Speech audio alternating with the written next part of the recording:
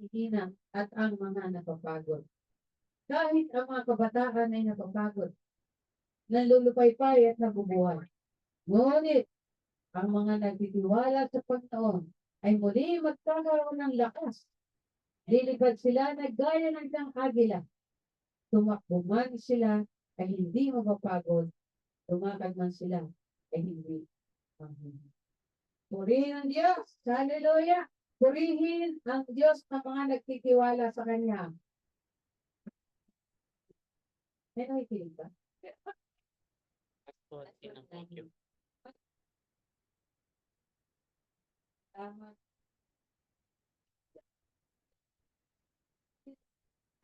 Dahil nakikita o hindi sa taas at ibaba, wala kundi ikaw lamang. Kanino ka namin ikukumpara? Kanino kami pwede pumunta maliban sa iyo? Wala, Panginoon. Sa inyo lamang kami pwede magtiwala. Sa inyo lang kami pwede tumawag. Sa inyo lang kami, O Diyos, pwede manalangin na merong kasiguruhan na napapakinggan. May kasiguruhan na kayang gawin ang mga yan. Merong kasiguruhan na nagmamalasakit at umiibig sa aming mga hilig. Thank you. Thank you, Father. We bless you, God. Hallelujah. Cleanse us, Lord, as we gather together in your name. Cleanse us, your people. Cleanse our mind and spirit and soul. Cleanse our hands. Cleanse our bodies, oh God. Cleanse us with your blood as we worship together in your name. Hallelujah. In Jesus' name we pray. Amen. And amen. Amen. So tayo mag-worship. Let us worship, no? Through the song of Don Moran. Pwede na rin po tayong pumunta. Tayo mag-worship at mag-contemplate ng ganda na bumigilaya.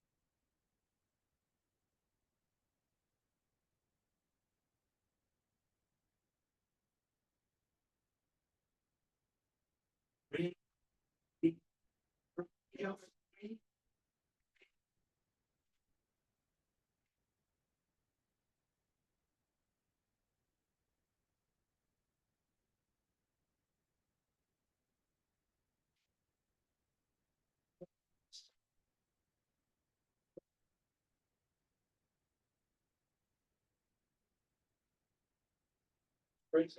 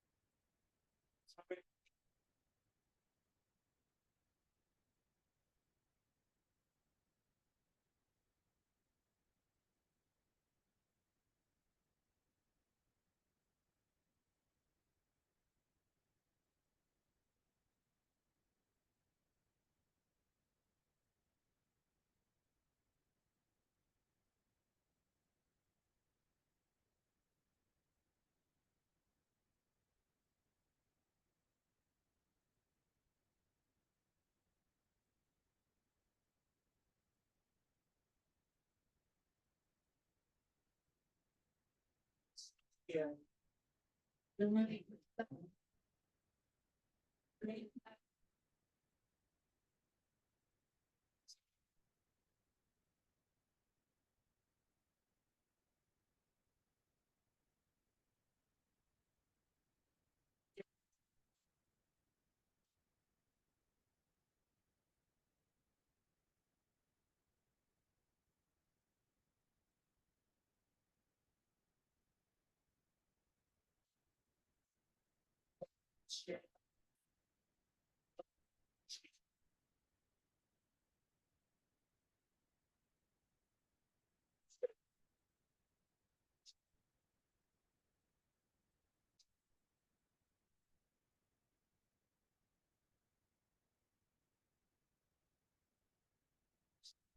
Camera maganda.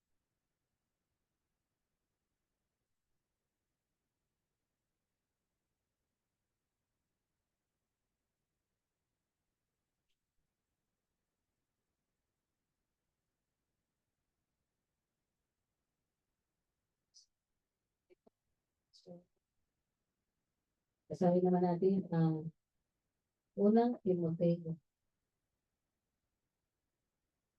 Kayo po ba sa mga pagkakataon sa buhay niyo, nararanasan niyo yung pagpapastol ng Diyos sa buhay niyo?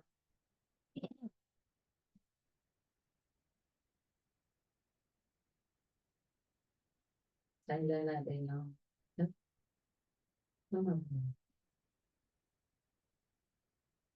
Timothy, chapter 1. Praise the name of the Lord. Sa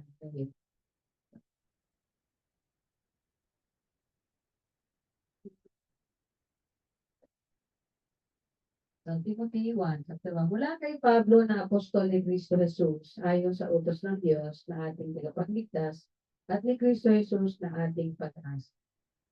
Mahal kong Timoteo, tunay kong anak sa pananampalataya. Sumaiyo nawa ang biyaya, awa at kapayapaan galing sa Diyos Ama at kay Cristo Jesus na ating Panginoon. Gaya ng ibiniling ko sa iyo noong papunta ako sa Macedonia, manatili ka muna riyan sa Efeso para patigilin ang ilang tao riyan sa nagtuturo ng maling doktrina. Pagsabihan mo din sila na huwag pag-aksayahan ng panahon ang mga walang kabuluhang alamat at ang pagsasaliksik sa kung sino-sino ang mga ninuno nila. Nagdudulot lang ng pagtatalo-talo ang mga bagay nito. Hindi ito makakatulong para malaman nila ang kalooban ng Diyos. Malalaman lang natin ito sa pamamagitan ng pananampalataya. Ang layunin ng utos kong ito ay magmahalan sila at magagawa lang nila ito kung malinis ang kanilang puso at konsensya at kung tunay ang pananampalataya nila. May ilang tumalikod na sa mga bagay nito at bumaling sa walang kwentang pagtalo. Gusto nila maging tagapagturo ng kautusan pero hindi naman nila nauunawaan ang mga sinasabi nila. Ay ang mga bagay na pilit nilang pinaniniwalaan. Alam natin mabuti ang kautusan kung ginagamit ito sa wastong paraan. Dapat nating alalahanin na hindi ibinigay ang kautusan para sa mga matuwid, kundi para sa mga lumalabag sa batas. Ang suwahin, ayaw kumilala sa Diyos, makasalanan, walang hilig sa kabanalan, kabastahan, pumapatay sa sariling magulang at mga mamamatay tao. Ang kautusan ay binigay din para sa mga gumagawa ng sexual na immoralidad, ang mga nagkipagtalik sa kapwa lalaki, kidnapper, sinungaling, at tumitistigo ng hindi totoo, at sa sino mang sumasalungat sa tamang aral na naayon sa magandang balita ng dakila at mabagpalang Diyos. Ipinagkatiwala sa akin ang magandang balita nito para ipakyan. Purihin ang salita ng Diyos. Praise the Lord. Introduction po yan sa Timothy. Kayo po ang bahalang bumasa sa buong Timoteo. At bago dyan sa ating pagbuli-bulihan ng salita ay siyempre magpapatotoo at magpapasalamat tayo sa Panginoon. Amen ba? Baka gusto mauna yung mga taga-kabilang panig bago yung mga taga dito. Meron po ba? Kabilang panig ng computer. Hindi. Ano ba pagpakabilang panig, ano ba yung nakakatawa doon?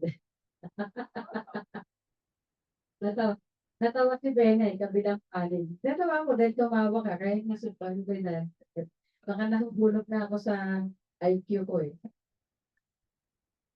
Tayo. No, natatapos. Tapos hindi. Tapos mo na mo.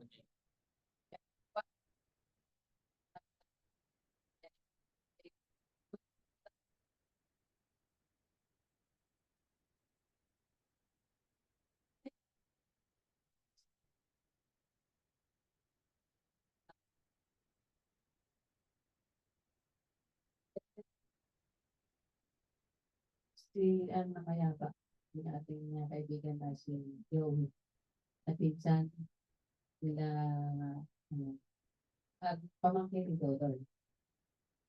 Pamangkin ni Paring Dodol. Kasi nakita ko sa note ni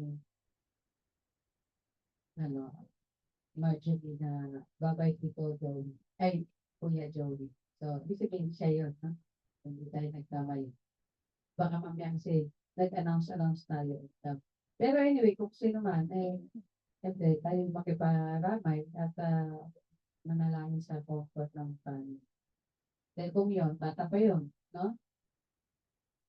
Meron akong mga unforgettable stories sa kanya. So, meron ba mga pasalamat sa kabilang dako? Wala? Okay, so wala. Dito na lang, dito na lang. Hindi at Pilipinas. Sige na, una. Ikaw.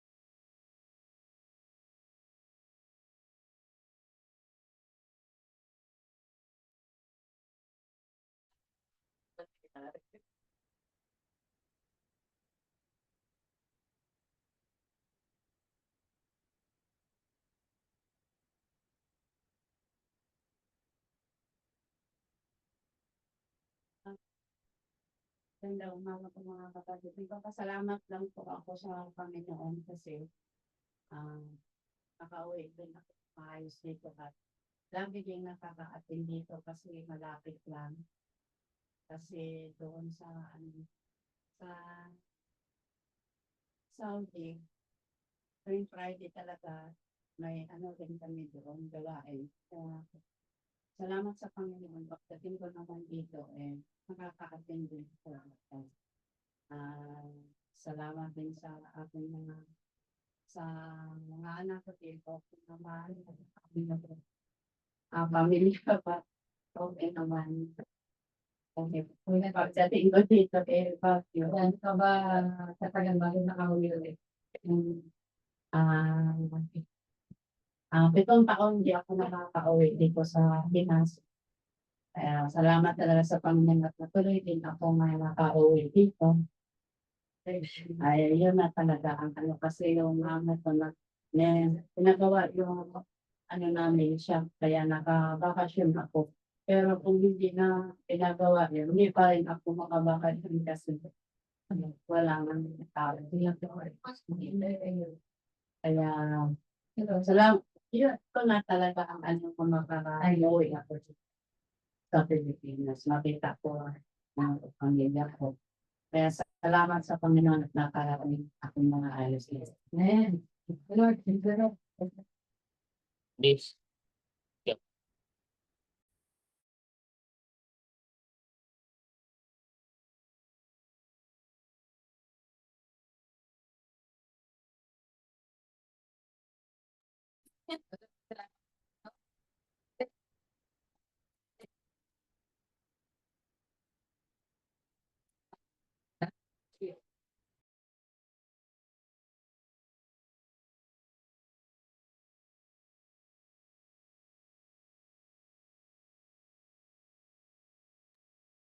Mahihain ko mga ipapuko na to ah.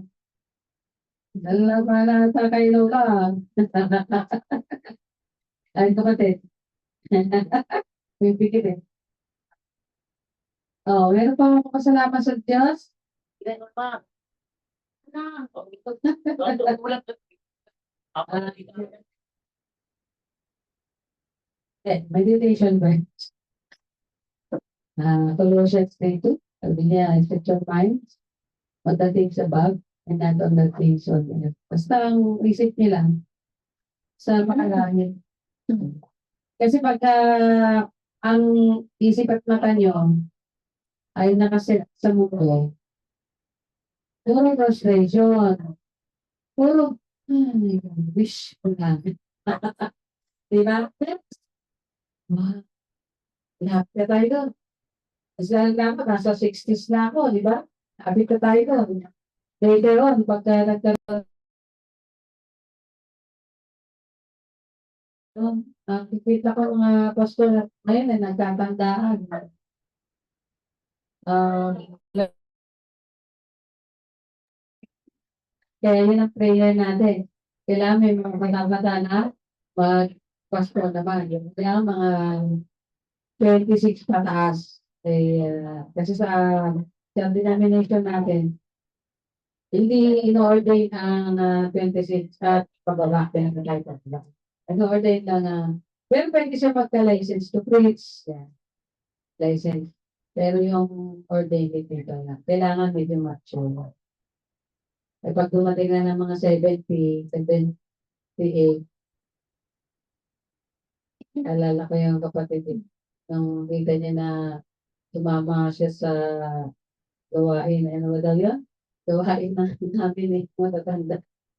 Amoy ano daw, amoy, hindi, baon. Amoy baon. Buti na lang, hindi amoy lupa, amoy, at least baon. Kasi pa yung mga, yan ko salamat ko sa Panginoon, tong week na to, eh, meron tayong konting, ano ba, yung frustration ba? So, konting tampo rin sa opisina. Bago kasi ako ma-promote, no, medyo 3 taon na rin at 3 years ago. Pag nagkakamali, nawala na sa isip ko, kahit na ako na huling na promote. Eh, nung nag-apply, ako naman talaga ang next in pero ang sasabihin ng kepe mo, hindi ka pipiliin. At least, ano naman siya, honest. Pero hindi siya ang dahilan yung ibang division, ibang chief na galing daw sa akin kasi marunong daw ako sa lahat, mayabang ako, marunong ako sa lahat. Basta, kaya inis daw sa akin yung liga, ganyan, admin, sa church. Eh di, mag-isip ako nga, ito ba yun? Eh, dami kong kaibigan doon. Sa halos lahat doon, may kaibigan ako. So, isang frustrating, di ba tayo? Dapat magtatanggap sa'yo, magpili sa'yo ng opportunity. Siya pa yung blunt day will take sorry. Di ba sana kung di ka qualified? Okay. Pero sabi niya, parang sinabi niya yung character ko questionable, di ba? Sinabi niya, marunong pala ako sa mga hepe, kaya daw ako. Sabi niya. Nag-isip ako. So, anyway, hindi mo naman, ang comforting side doon, hindi naman niya mapipigilan yung kalooban ng Lord, di ba? It turned out, pag nagkaroon ng paraan, ako pa kang napunta pa rin sa akin yung item niya. Pero, another, ano na naman, issue na naman. Hindi ko rin binigay ko sa akin.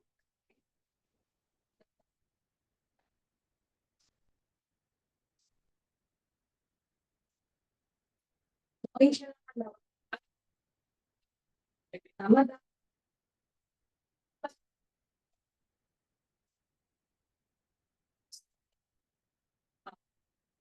Check na.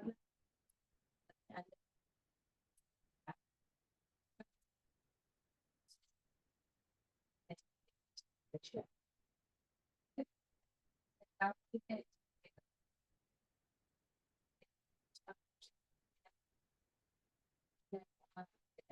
Siguro na. Kaya siguro naiinis sa akin. Kaya kayo mga lawyer, na,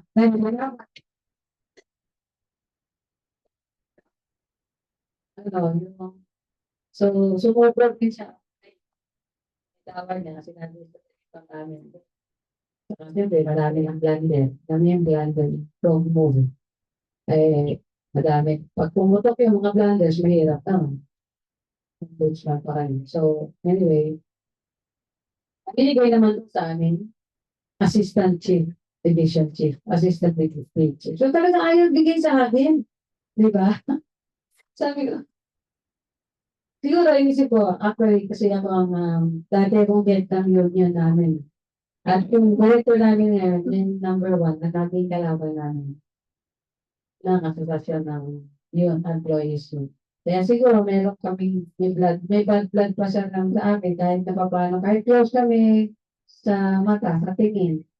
Pero deep inside, meron pa rin siya pakikinig. Mas lalo na nung kahit hindi na ako ang head kasi nga ayaw ko na maging presidente. O ano, yung parang na-appeal yung kasama ko. Kasama ko din naman namin. Pero hindi dahil sa kanila, kundi dahil sa mood din na ng admin. Ay, mas pinunod yung mas malalaki sa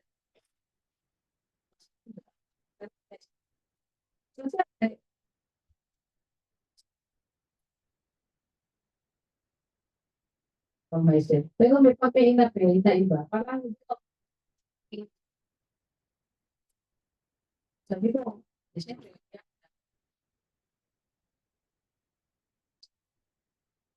so ganito lang. Sumunod ako yung survey. So, may iba na yung nagtawag.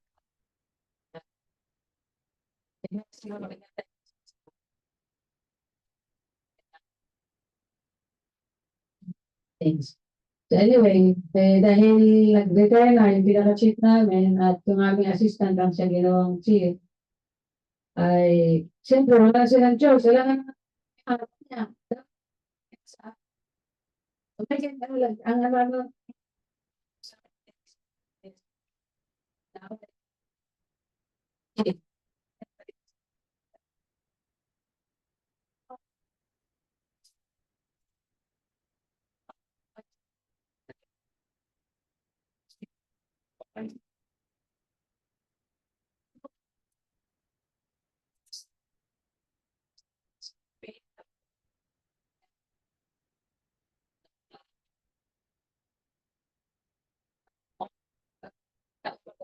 ayos yung bata. Dahil, siyempre, ay, sis na nakita, dapat mo dito ako, ay, sis. Ibabalik ito. Sabi ng, buti, pinaka sabi niya, hayaan mo na. Dahil yung subject naman, nakalagay naman doon, chief ka. Ako, sige. Bibiroan na naman kami. Sabi ko, uy,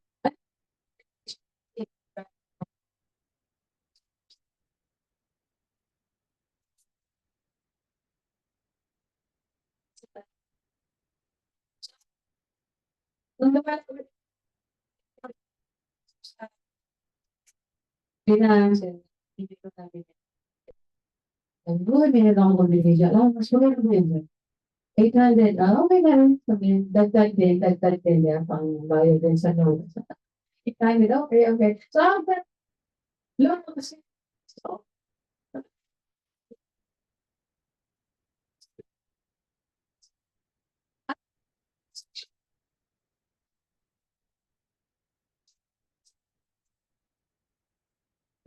example,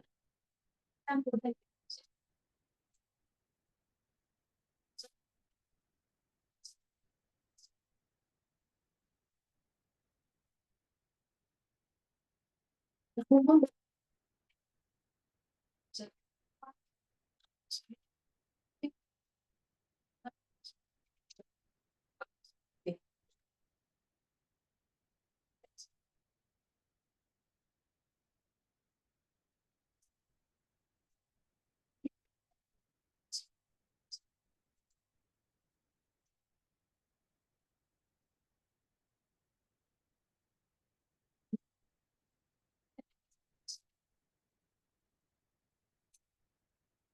Eh,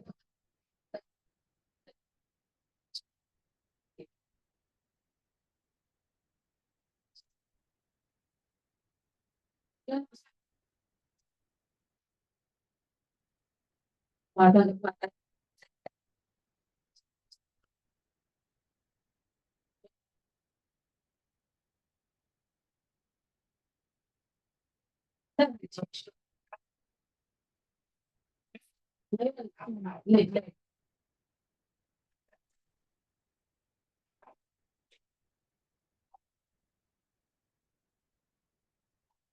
ano lang yun eh. Siyempre, tao lang. Tama talaga.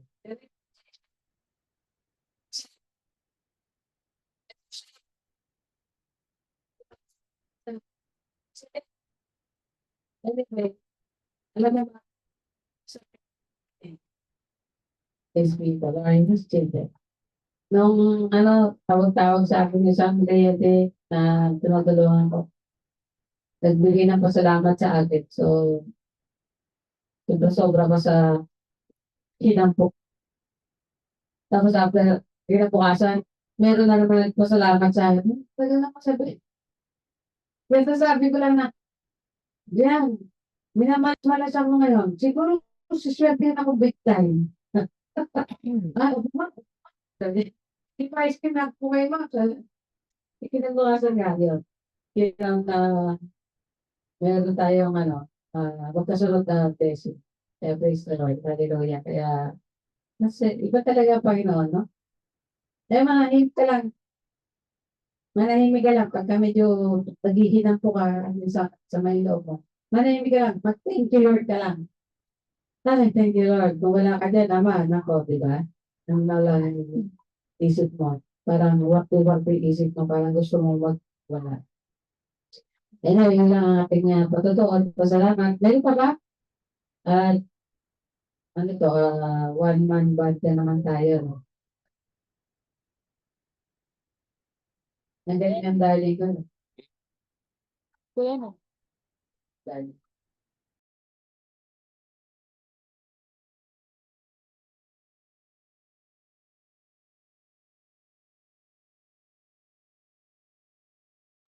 Kung nakaraan, mga Excel. Ang represent na ito ay sa churches, mga iglesia. Pero basta sa church, sabi sila sabi si Pablo, sa Apostol, babasahin yan. Pero, eh, sabi niya,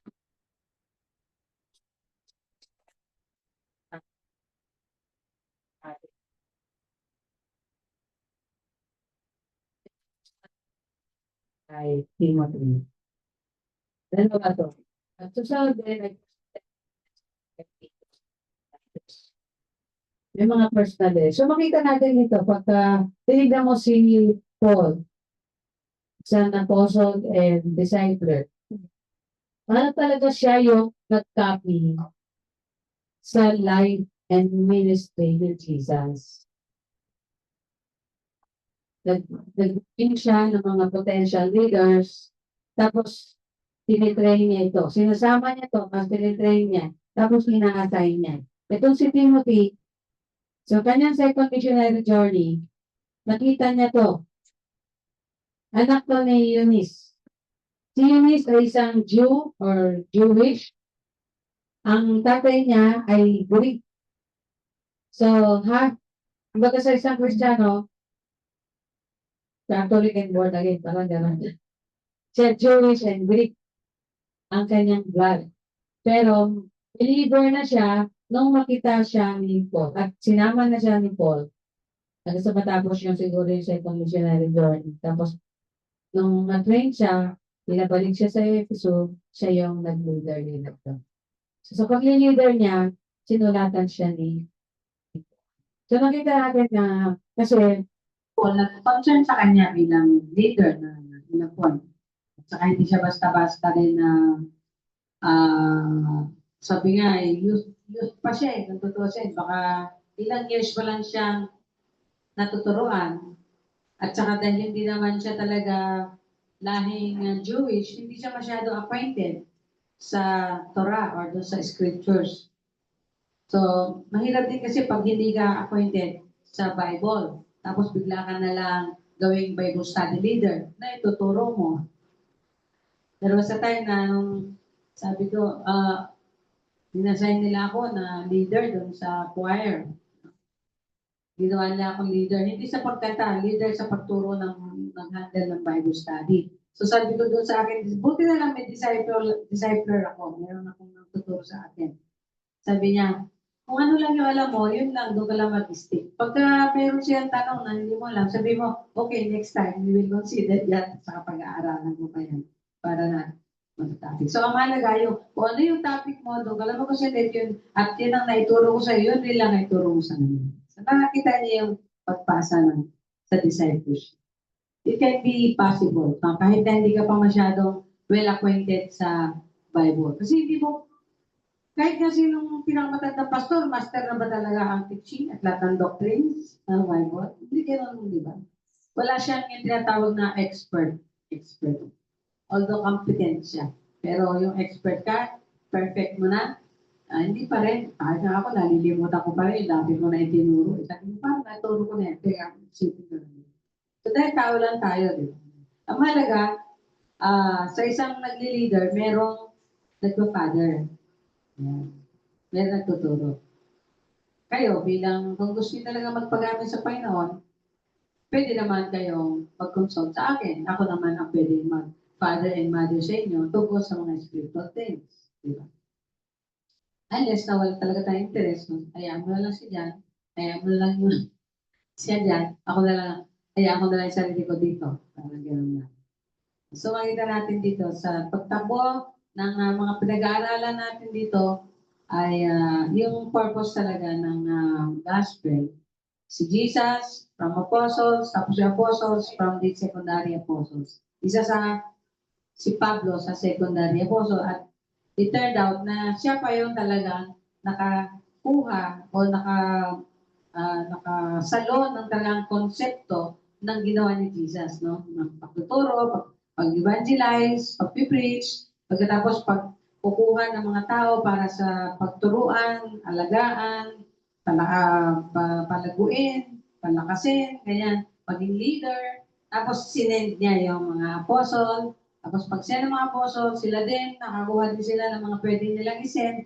Si Pablo yung nakuha nilang isa sa talagang pioneer ng churches. Si Peter, hindi siya makaalis sa Jerusalem. Sabi nila, may pamilya daw kaya ganun. Eh si Peter kasi ang ginawang father ng Christian church, di ba? Kaya nga kasi sabi niya, upon this rock, I will build my church. Si Pedro yun eh. Kaya si Pedro ang ginamit nung magbukas siya ng Christian church sa Jerusalem at siya din ang ginamit magbukas siya ng church sa mga hintil. Yun yung panahon ni Cornelius. Pero hanggang doon lang. After that, di na siya sinend ni Lord sa kung saan. Sabi na nag-usap sila, mag-pray tayo para isa-send natin. So sa prayer nila, no, nasa Acts yan, si Pablo at si Barnabas, si Saul at si Barnabas, sila yung lumabas sa tawas ng prayer at sila yung pinadala. So nagkaroon ng 3 missionary journeys si Pablo saka yung pang-4 sa Rome. So nakita natin yung cycle ng church. So, paano maging buhay ang church after 33 AD to 2025 AD? Dahil sa mga tao katulad nila na naging masunurin sa tawag ng Panginoon. Tayo manalangin. Hallelujah. We bless your name. We praise you for everything, Father. Cause us to understand more of the big picture of your gospel and salvation and your plan and purpose for all of us. We give you glory for everything, God. Thank you. Ikaw mangusap, ikaw magturo, ikaw ang magpaliwanag sa mga bagay-bagay na gusto mong gawin namin para sa inyo. Sa pangalan ni Jesus, Amen. Amen. So, si Timothy, sabi niya, isa siya sa mga na-train na disciple ni Paul. Kaya sabi niya, mahal kong Timoteo, tunay kong anak sa pananampalataya. At yung laman ng Timoteo na to, ay diyan niya sinabi yung mga dapat gawin ng pag-ubili. At sinabi nga nila, mag-iingat ka sa pamumuhay mo, sa karakter mo, kasi baka sabihin kasi bata pa eh. Kaya don't let anyone look down on your usefulness, but in conducting yourself, be responsible, holy, and so on. So, yan sa Timothy, makikita. So, kung gusto nyo magtingin kung ano yung mga kwalifikasyon ng leader, nandyan din yan. So, siguro tingnan natin ano sabi natin. Yan. So, ang meaning daw ng Timothy ay dahil anak nga siya ng isang Jew. Good yun. Meron siyang name. Siguro Jewish name din. Na meaning, or siguro Hebrew name, or hindi ko alam kung Greek name to or Hebrew. Pero ang meaning daw niyan ay honoring God or honored by God. Nakita niya sa Acts 16. Yung sa second missionary John niya. Makita niya. At saka yung kanyang nanay, si Eunice, ay talaga born again. Hindi lang siya basta Hudyo, kundi naging Christian siya. Christian. Kaya, nung magkaanak sila, ang pangalan niya ay Timothy.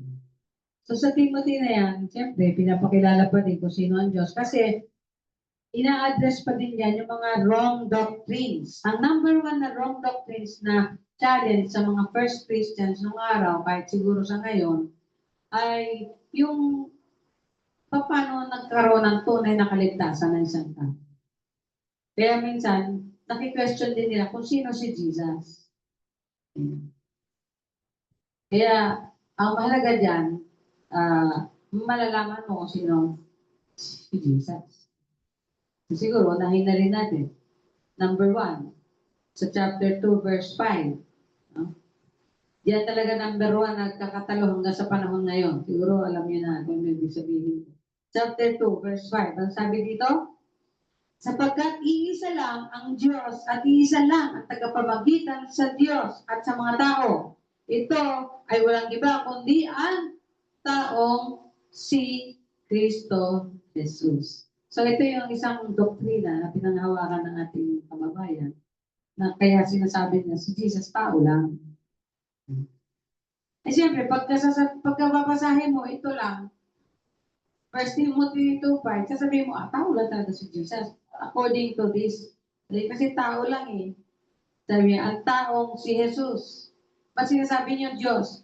Pag babasahin yun sa John, di ba? Sa John 1:1, John 1:12 hanggang 14. Tapos sa 1 John, hanggang chapter 5 ng 1 John. Si Jesus bilang buong gospel ng John. At kahit nga doon sa Matthew, Mark, Luke, John. Si Jesus, hindi lang tao lang, di ba? Siya ay galing sa langit, sa Diyos, Ama. So dito pa lang, sa mga doctrine pa lang, pagka tayo nagbasa ng Bible, hindi ka lang nakatingin sa isa, di ba? Nakatingin ka sa whole picture of the Bible. Parang ano raw yan eh, sa 2 bulag nag-usap, sabi niya, describe nyo nga yung elefante. Yung bulag nakahawak sa trunk, yung isa, yung gano'n niya, sa trunk niya. Sa trunk. Sabi niya, paano palang ahas ang elefante? Ang hawa, tapos gumagano'n pa yung ano. Tapos sabi, yung isa naman, nakahawak sa legs, dito sa tita, ano ka? Ang laki-laki, ang naging ahas to, ang laki-laki, taba-taba. Sabi,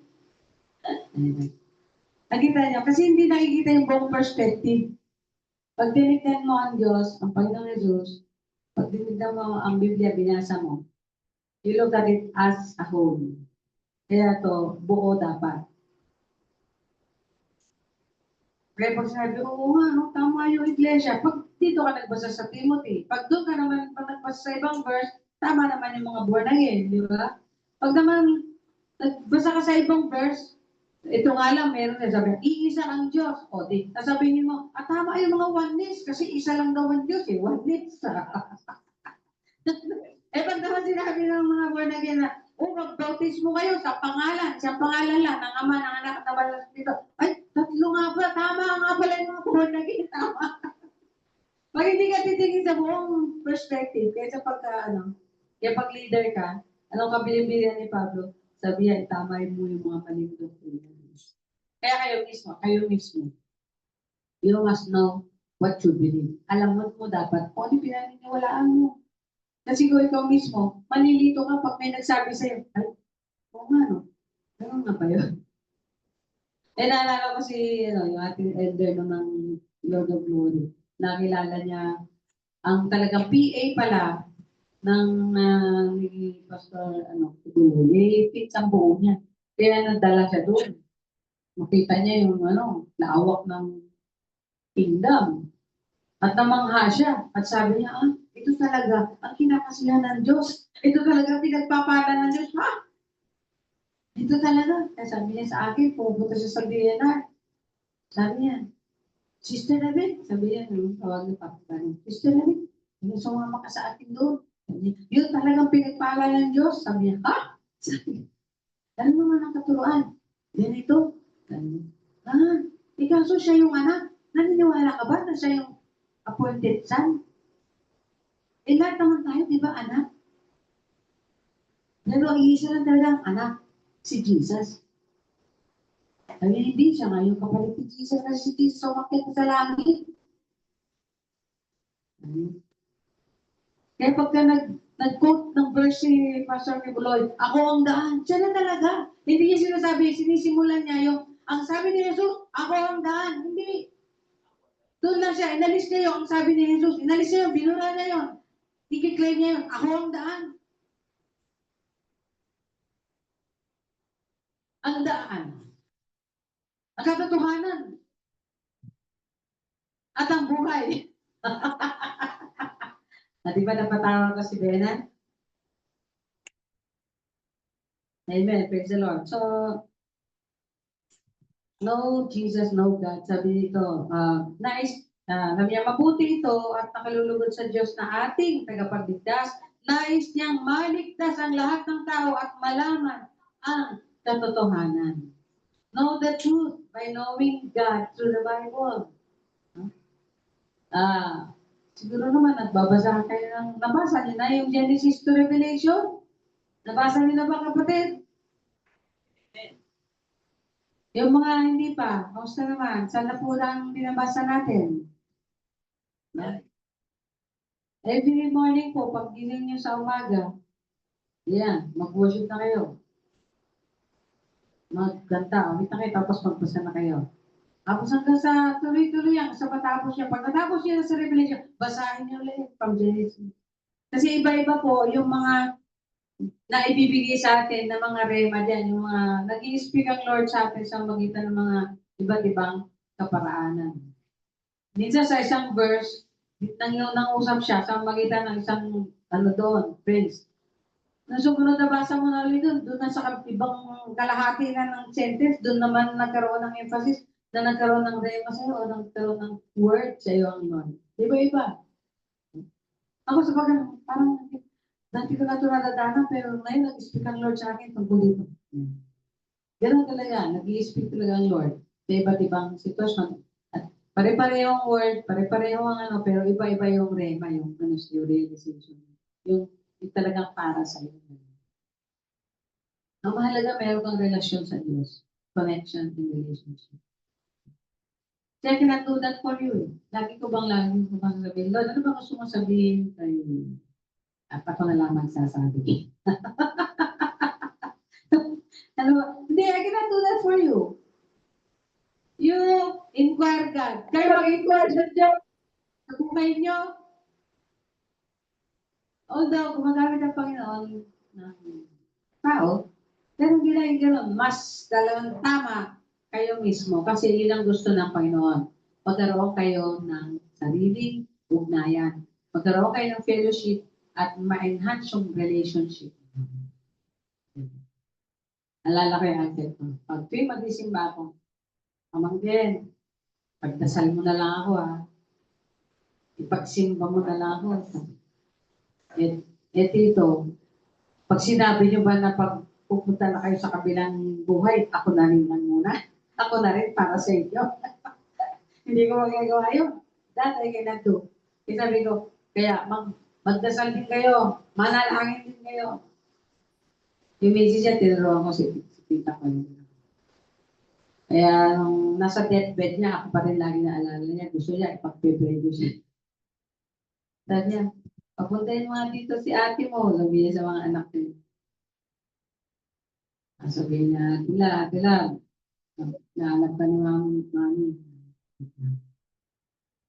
Pero lagi ko ba magagawa yun? Magagawa yun. Pero Jesus can do that for you. Bakit? Kasi siya yung nag-iisang mediator. Siya yung nag-iisang tagapamagitan sa atin, sa Diyos. Kaya tawagan mo lang, in the name of Jesus, I come to you, Father. This is my problem. Ako para Panginoon. Huwag mo sasabihin, punta ako kay Ate Lahab, may problema. Eh, minsan pagka nagme-message sa akin yung mga kaibigan ko, what's your problem? Tatawa sila. Problem agad? Usual naman. Ano lang, kukonsulta lang. May ganun din yun, di ba? Madahin mo na magkonsulta sa Panginoon. Kaya minsan pagkakonsulta sa akin, okay. Pinag-pray mo na ba yan? Nakonsulta mo na ba ang Diyos? Anong sabi niya? Anong sabi? Wala ba sabi? Pag-pray pa natin. Pag-pray pa natin. Mahirap na mag-assume na ganito dapat gawin mo, ganito dapat. Ano ako magaling, ano? Ano ako, Holy Spirit, hindi po. Kaya, kayo mismo, maintindihan nyo yung sinasabi dito. There is one mediator between God and man. Ay, napapala yung ating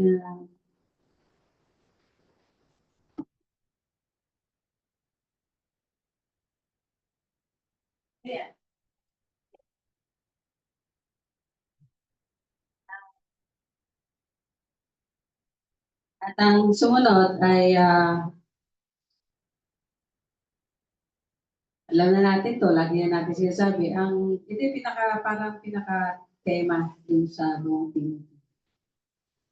Number 2, na na-manifest si Jesus sa flesh. Yan. Tapos sa magitan ng kanyang spirit, we are justified. Tapos seen by angels, preached among the Gentiles, sinasampalatayanan at tinanggap na uli ng Diyos Ama sa kanyang kalwalhatian. So, pare-pareho naman ang tema ng Biblia. Kaya nga, hindi siya, pag marami ka nang binabasa sa Bible, paulit-ulit, di ba? Alam mo na. Ganun mo na kabisado kung sino si Jesus dapat sa buhay mo. Ano si Jesus? Mediator. No? Ayan. God that became flesh. Ibig sabihin, ang kaparaanan ng Diyos kung saan inabot niya ang tao. Hindi ka pwedeng abutin ng Diyos mismo. Kaya yung kanyang anak o yung kanyang isang persona nagkatawang tao para abutin tayo. Kasi kung hindi, pag inabot ka ng Diyos, baka matunaw ka, malusag ka. At sa iyong pinangaral, hanggang sa makarating ang Ebanghelyo dito sa Pilipinas. Kanina kagabi, tignan ko yung history ng Christianity. Grabe, no? Biglang kalat pa ganun sa Europe na una. Kaya nga sabi ko, sila yung nag-una din sa mga pagiging pagano, nagbalik ulit sa pagiging pagano. Samantala yung Ebanghelyo, from idolatry or from worshiping idols to worshiping God, sila na una doon. Tapos, nangyari, nabalik din sa tapos yung napunta sa atin na gospel, yun yung twisted gospel. Di ba? Na mayroong ino-worship na image. Although nandun yung God, Father and Son. Di pala. Father, Son and Holy Spirit. Kaya nga pag nalangin, di ba?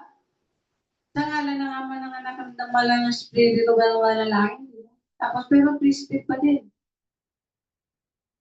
Kailangan may mediator daw between God and Jesus. Sino ang mediator? Between God and Jesus? na tinuturo ng ibang relihiyon.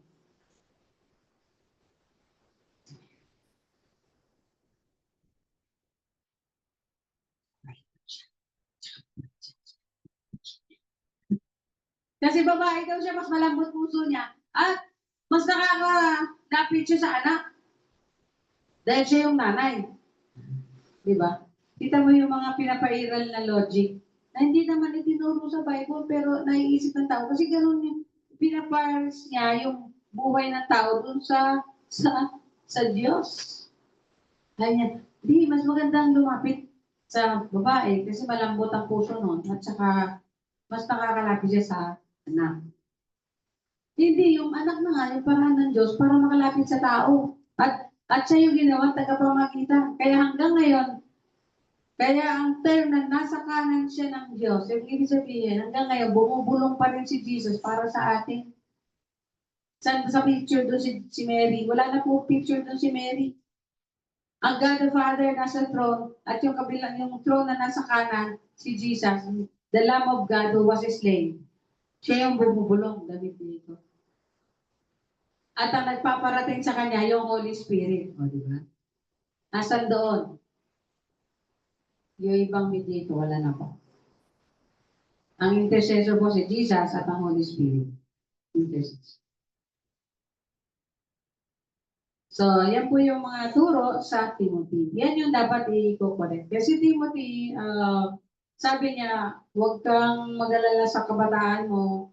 Kailangan manindigan ka, mamuhay ka ng maayos para walang mag-lockdown sa youthfulness niya. Kasi sabi nila, bago at bata si Timothy. At alam niyo ba na si Timothy, sa sinasabihan siya ng youth, pero ang edad niya ay more or less 40 years old. Nung araw po, pag 40, youth pa. Di ba? Pagka 20, children pa lang yan.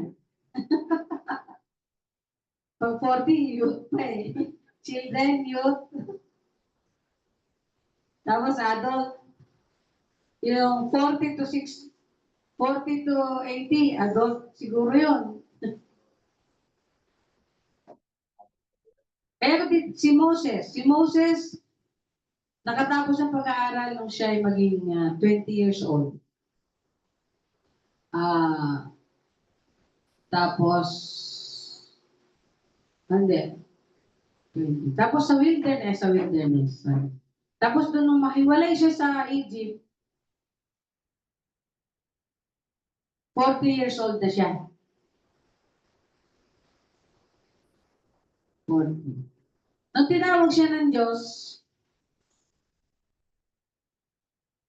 plus 40. 80 na siya.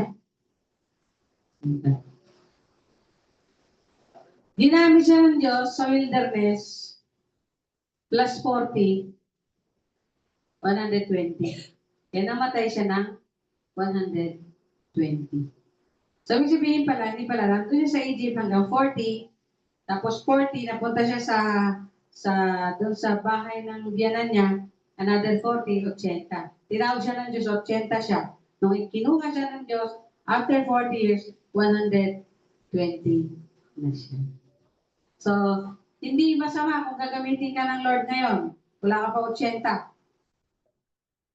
Diba? Yan kaya isa sa mga prayer ko na pwedeng gawin miracle ni Lord sa panahon ngayon. Ano yun? Miracle of Moses. Ano yung ibig sabihin nun? Magsiserve tayo ng mga pastor hanggang 120. Isa yan sa mga prayer ko. Diba? Himala yan. Dahil ngayon, pabataan ng kamatayan. Oo.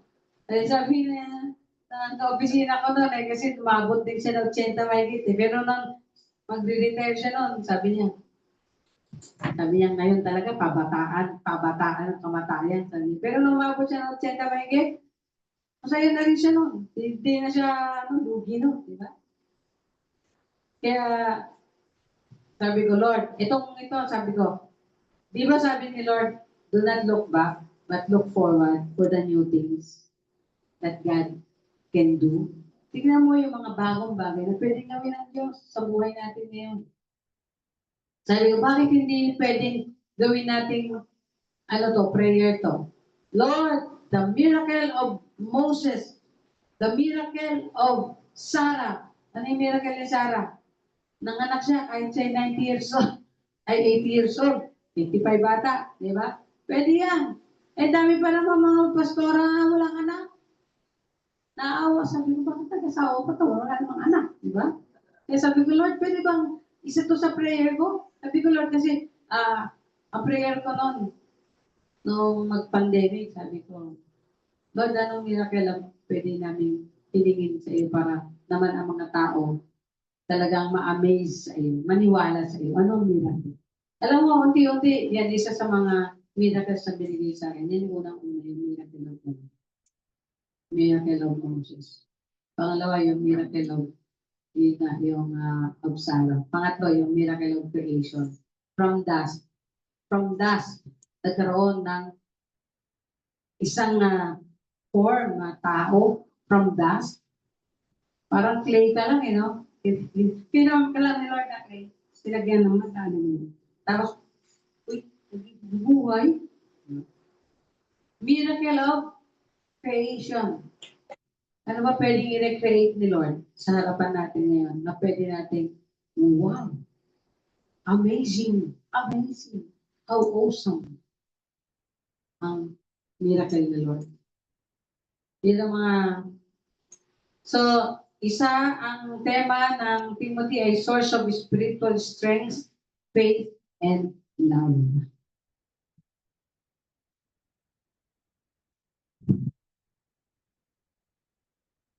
Pag po meron tayo nakakagalit, matuwa tayo kasi isa yung challenge sa atin na pwede natin patunayan yung love natin, forgiveness natin, acceptance natin. Diba, Noy? Tuwa tayo na meron tayong nakakainisan. Kasi yan yung test ni Lord. Na mapatawad niya at saka hindi mo na yan, alisin mo yung inis mo, gano'n. Kasi yan yung, doon mo mapapatunayan eh. Sabi nga ni Lord, kung ito yung kaibahan, yung irony of being a Christian.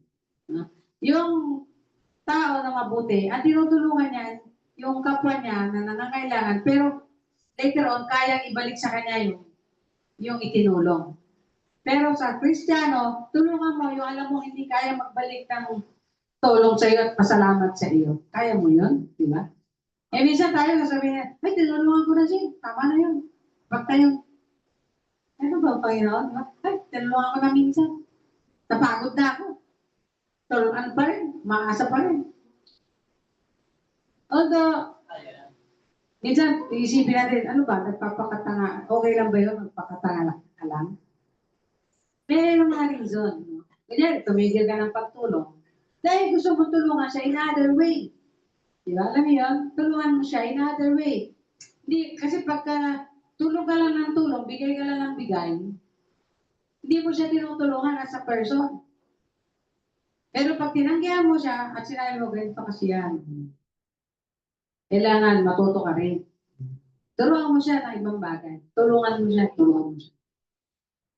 So, hindi lang, kung ano yung hiningi, yun lang yung bibigay mo tulong. Hindi po. Hindi lang laging gano'n. Turuan niya din na mamuhay ng responsable, mamuhay ng may dignidad, mamuhay ng... Kasi kung hahayaan mo lang siya ng hingi, hindi mo siya tinuturuan mamuhay na may dignidad, na may kaayusan, na may disiplina. Kasi tuwing katok lang sa'yo, o sige, bigay ka lang, paraw ka ng storbo. Kahit magkano lang. Diba? Hindi ganon. Purposeful. In helping a person, kailangan may purpose. Meron kang nasa isip na purpose. Hindi lang yung basta, kung ano yung kailangan, sige lang, bigay. Bigay ka ng pera, para susugal lang. Ibibisyo lang. Ganon, di ba? Meron ako lagi tinutulungan doon. Ang ano niya, ewan ko ba, ano ko siya, nakaawa ko siya. Kasi kahit pa paano, nagsusumikap naman siya. Pero nakita ko din siya na mayroong katamaran. Tapos minsan nakita ko na yosis sa ilo. Naninigarilyo ko pa Sayang naman yan, babaunin pa yan ng anak mo, di ba? Ay, hindi, minsan lang po to. Hanggang sa siguro, tinatago niya na sa akin. Kaya, pag ano, tinatagalan ko din siya bago ko siya bigyan. Pero pag kayo, inilapit niya yung anak niya, bibigyan ko. Tutulungan ko siya. Tapos, para magano, hindi na pera, in kind na lang. Lahat ng pagkain namin sa opisina, binibigay ko sa kanya, tuwan-tuwan yung anak niya. Binibigay ko doon. Makikita mo, halos early 40s lang siya o wala pa. Late na lalaki. Payat, yan. May maawa ka talaga eh. Tapos yan, tuwan-tuwa siya. Graduate na anak ko, graduate ng grade 12. Hadi, sila, buti naman. Pagka nilalapit sa akin, walang pang color yung anak ko, ganun na yan, ganun na yan. Pero sige, ano ba yung kailangan mo? Siguro nakita niya, yung mga kapisina ko, pagka tinutulungan siya, sabi niya, ayaw namin bigyan yun. Sabi ko, bakit naman? Hindi na siya, pag hindi mo siya binibigyan, hindi kanya tinutulungan. Sabi niya, ganun ba? Yun ang kaibahan. Tumutulong ka ba para may gaganti sa'yo? Kasi yung tapos sila, bakit ikaw pag nakikita pa lang may hospital? Ang layo-layo mo pa lang, pinapara na yun yung mga sasakyan niya para tumawid ka, di ka pa nakaskit para tumawid. Ay, pag nakita mo, kapag anak ko tatawid ako. Kasi alam niya, naramdaman niya, na hindi siya kailangan gumawa para bigyan ko siya. Kasi minsan nakatalong ko lang siya dyan, tapos bibigyan ko. 100, pambili ng bigas, di ba? Oo, uuwi na yun. Kasi minsan naawa ako. Nahapos siya ano niya, makain mo. Siguro, wala pa siya pang-almusal.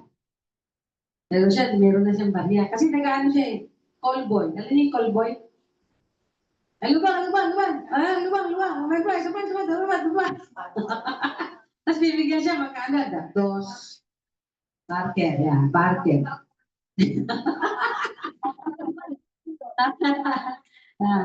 Tagapawag ng pasahero, di kulpol.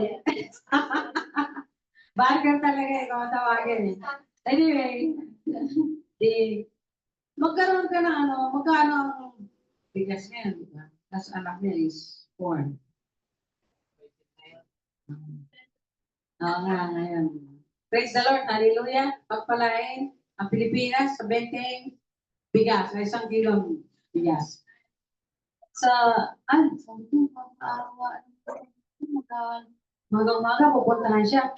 Siyempre, kaya pala, madaling araw pa, nakatalong ko na siya doon. Tapos nag-ano na siya. Para pagdating ng mga 7 to 8, andyan na yung kaanak, pupunta na sa kanya, tapos bibigay na siya ng siguro, pambigas.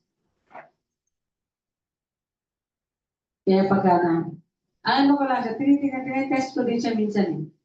Pagka kukunin na niya yung bag ko, sabi ko, wala akong bigay sa'yo.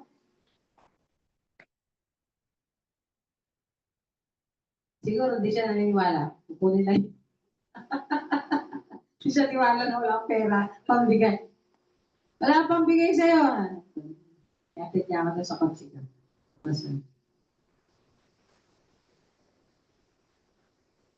Paano ba tayo mga Kristiyano? Paano ba tayo? Kaya ito sabi niya, kailangan yung karakter mo, bantayan mo. Bantayan mo. Talagang nandito sa Timothy na to, kung hindi lang to dapat sa leader eh. Ito basically dapat sa isang Kristiyano dapat.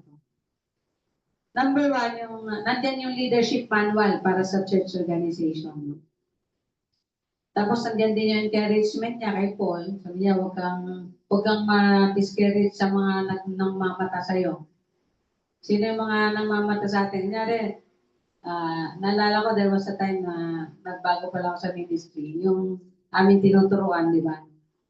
Sabi niya, ba't kasi babae ang nagtuturo? Dapat lalaki. Ganun po ba? Sige po, bibigyan ko kayo ng chance na magturo. Ayun. Nung magkawardi-wardi na, alam na nila ibig sabihin nun. Kaya later on, nung nandito na tayo, nagkita kami dyan sa papuntang Bible. Eh, basura, inahabol ako ng dalawang matandaan yun. Ay, ano na po kami? Nag-aral na po kami. Yung dati niyo po tinuturuan, nakatapos na rin po ng pag-aaral. Sabi niya din nga sa akin. Ay, talaga po? No, praise the Lord, hallelujah. So, ibig sabihin, naiintindihan na nila what it means to serve the Lord. Diba? Kala nila, kaya nang gawin kahit na sino, pag sobrang on fire. Yung iba naman, sobra-sobra na yung information, ayaw pa ituro. Ang dami ko na naturo, wala pa kayong gusto ituro. Hanggang kailan ko ba kayo tuturuan? Sabi nga na Elford, hanggang kailan mo ba tuturuan yung mga yan? Ang tagal-tagal naman turuan niya. Habang buhay, tuturuan. Tapos yung number 3, andyan yung qualification ng leader ng church. Tingnan natin ngayon, qualification ng leader. Sino ba yun? Saan ba makikita yun? Chapter 3 ba yun?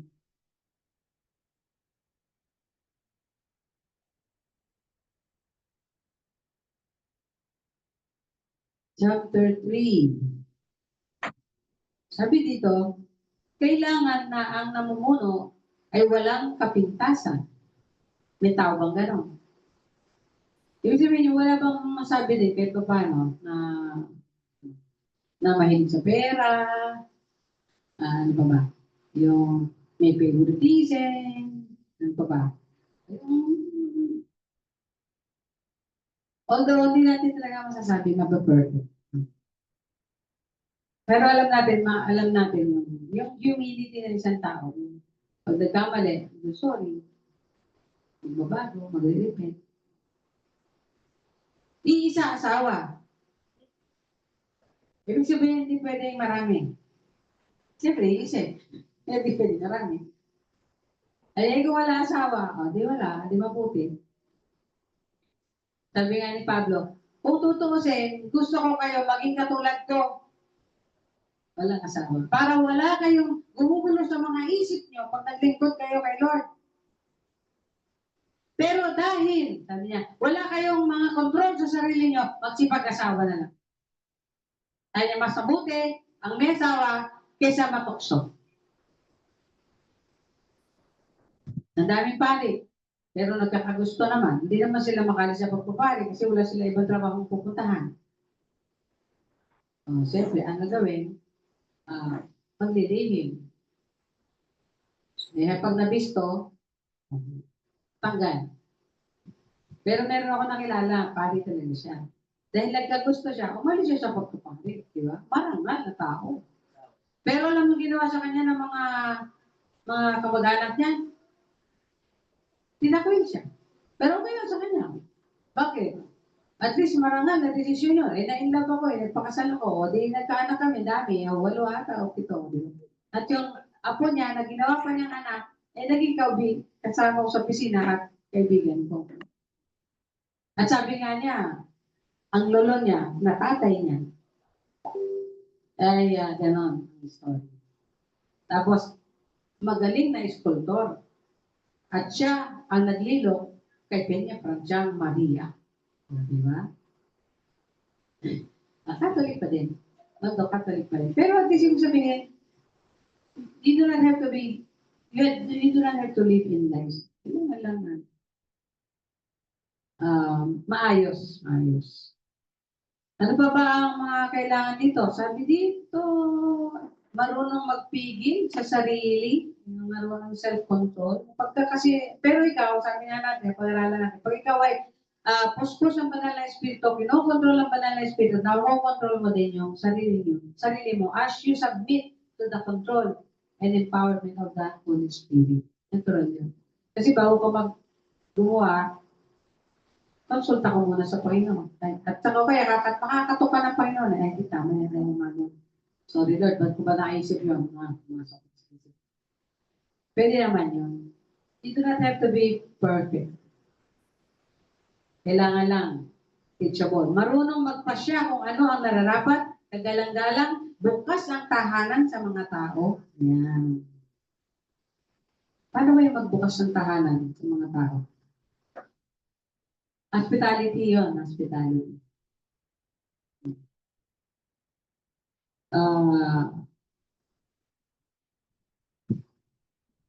Magaling magturo. Ayan.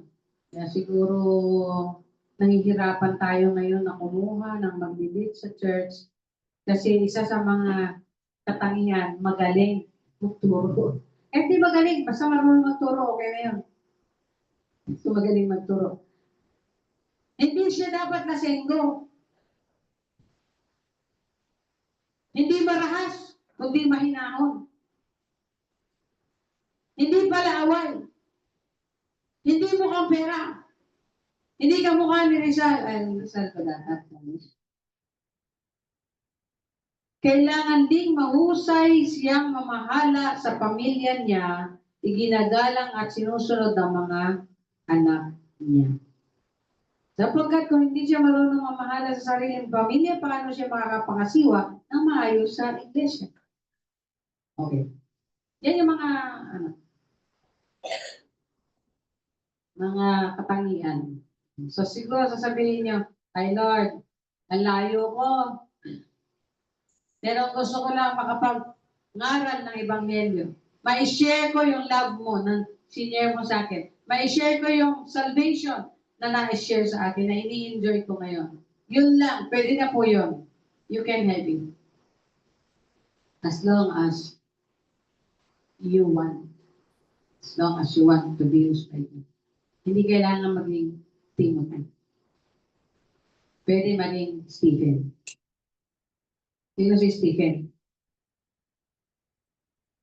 Yung evangelist. Walang ginawa, kundi mangaral lang ng Ebanghelyo. Yun. Yun namatay siya pagbabato. Dahil sa pangangaral niya ng Ebanghelyo, pinatay siya ng mga putyo sa magitan ng pagbabato. Kasi pala, pag napatapa ka na sa kababato mo, ang ibabato sa'yo, yung malaki, tapos iba, ano sa ulo mo, ibabagsak, kaya mapapatay ka. Noon sa Saudi, di ba sabi, pagka mahuli kang ganyan, ibabaon ka sa lupa, yung ulo mo lang ang nakalitaw, tapos babatuhin ka ng babatuhin. Hanggang sa pagdugo-dugoan ka na, yung malaki ng pipa, ibabagsak sa ulo mo para matuluyan ka na pagka gusto ka nilang patayin. Dahil death sentence yun ang ganun ginagawa nila na death sentence. Pag nagkasala ka sa kanila. Anyway, yan po yung sabing hiwaga no? ng pag-living ko. Siguro naman, at sa bandang huli, si Jesus, siya yung shepherd. No? Siya yung nagtubo sa atin. Siya yung pumunta dito para iligtas ang mga makasalanan, tumubo sa atin, at ang panghuli, siya yung pastol natin. Minsan, natake din ako niisip ko rin lang, Lord, nagagawa ko ba yung pagpastol? Inisip ko na lang, ay, ikaw naman talaga ang pastol. Diba? Ikaw naman talaga ang pastol. Kaya nga kayo, tinuturuan ko, paano lumapit sa pastol? Kay Jesus, the chief shepherd. Siya talaga yung nag-aalaga. Diba, nasabi sa Isaiah 40, diba? Paano man niya tayo alagaan? Paano siya magpastol sa atin? Di ka na mga kailangan. Sabi niya, the Lord is my shepherd, I shall not want. Psalm 23 verse 1. Ang Panginoon ng ating pastol. Meron pa ba akong hahanapin? Wala akong hanapin. So, yan ang story ng First Timothy. Si Timothy bilang inassign as shepherd, pastor. Siyempre, dapat marunong din siya magpasakop sa tunay ng pastor. At hindi lang si Timothy, lahat tayo dapat nagpapasakop sa tunay ng pastor ng buhay natin. That is Jesus. The number one and the only one mediator between God and man. Hallelujah. Tayo manalangin. Salamat, Panginoon, sa buhay ni Timoteo. Salamat sa sulat ni Pablo para sa kanya. Marami kayong pwedeng matutunan. Marami kayong pwedeng i-adapt. No? Hindi lang sa mga leaders ito, Panginoon. Naniniwala ko na sa lahat ng mananampalataya ay makakapakinabang sa sulat mo kay Timoteo. Nawa ang bawat isa sa amin, Panginoon, ay tunay na mag-aral, magbasa dito sa sulat na ito. Hallelujah. Thank you for everything. Especially, thank you for Jesus Christ for being our shepherd. Minsan Lord, ang shepherd kahit nga daw madaling araw, kahit sa panahon na kami natutulog, ang pastor ay siyang nagbabantay. Salamat po. Bawat isa sa amin, hindi kami dapat mag-worry. Hindi kami dapat mag-isip ng tomorrow. Kasi nandiyan yung pastor will be in charge of everything. Thank you. Thank you, Jesus. Thank you, Father in heaven, for providing us the great shepherd, Jesus. Give you glory. Hallelujah. In Jesus' name, amen and amen. Praise the Lord. Hallelujah. Glory to God.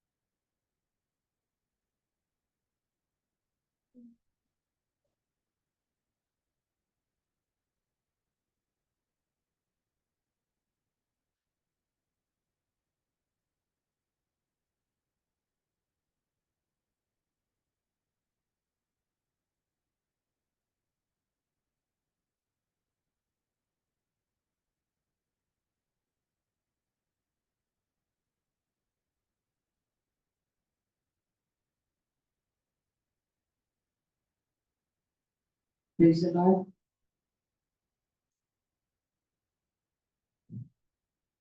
Sabi ni Jesus sa John 10, verse 11, mga verses, I am the good shepherd. The good shepherd lays down his life for the sheep. He who is a hired hand and not a shepherd who does not own the sheep sees the wolf coming and leaves the sheep and flees. And the wolf snatches them and scatters them. He flees because he is a hired hand and cares nothing for the sheep. I am the good shepherd. I know my own, and my own know me. Just as the Father knows me, and I know the Father. And I lay down my life for the sheep. And I have other sheep that are not of this fold. I must bring them also, and they will listen to my voice. So there will be one flock, one shepherd. So there will be. For this reason the Father loves me, because I lay down my life that I may take it up again. No one takes it from me, but I lay it down of my own accord. I have authority to lay it down, and I have authority to take it up again. Praise the name of the Lord. Hallelujah. Ito ang turo na ibinigay sa akin ng Panginoon at tinuro ko naman sa inyo noong gabing traino din ng Panginoong Jesus. Kumuha siya ng tinapay at pagkatapos niya magpasalamat sa Diyos, hinati-hati niya ito at sinabi, ito ang aking katawan na inuhandog para sa inyo. Gawin ninyo ito bilang pag-alaala sa akin. Ay manalangin. At tulad na sabi ni Jesus, Lord, willingly and havingly being authoritative also, and have power, binigay niya ang kanyang sarili sa amin. Okay, salamat po. Kaya ito yung nagwatak-watak, pero ito yung pinapiraso para ang lahat ay magkaroon ng bahagi. Salamat po sa sakripisyo na yan na pinutulong sa amin ng aming Panginoon Jesus. Sa bawat isa. Tinatanggap namin ang pagiging bahagi ng katawan ni Kristo. Salamat po. Paspasan niyo ang tinapay niyo upang matandaan namin ang ginawa niya para sa amin. Sa pangalan ni Jesus. Amen. Ating kainin.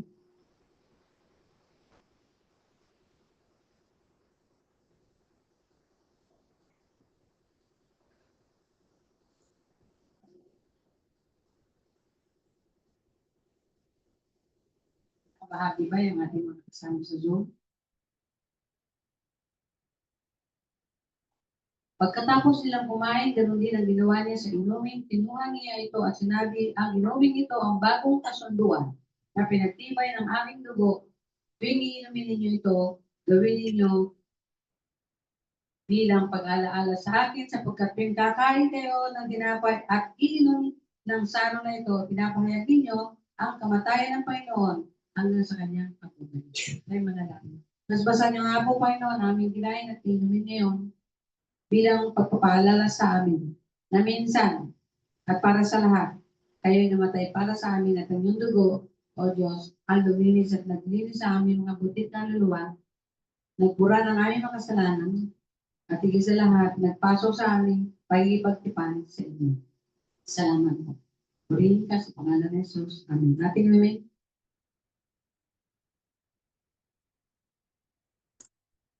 Praise the Lord. Hallelujah. Salamat.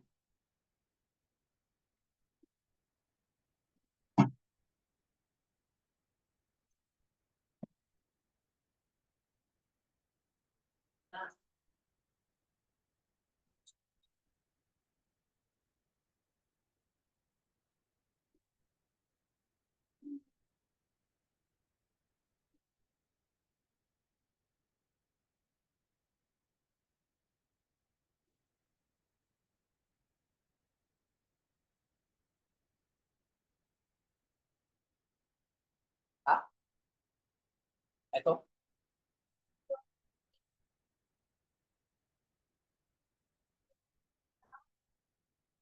Ay, wala. Mamaya na lang.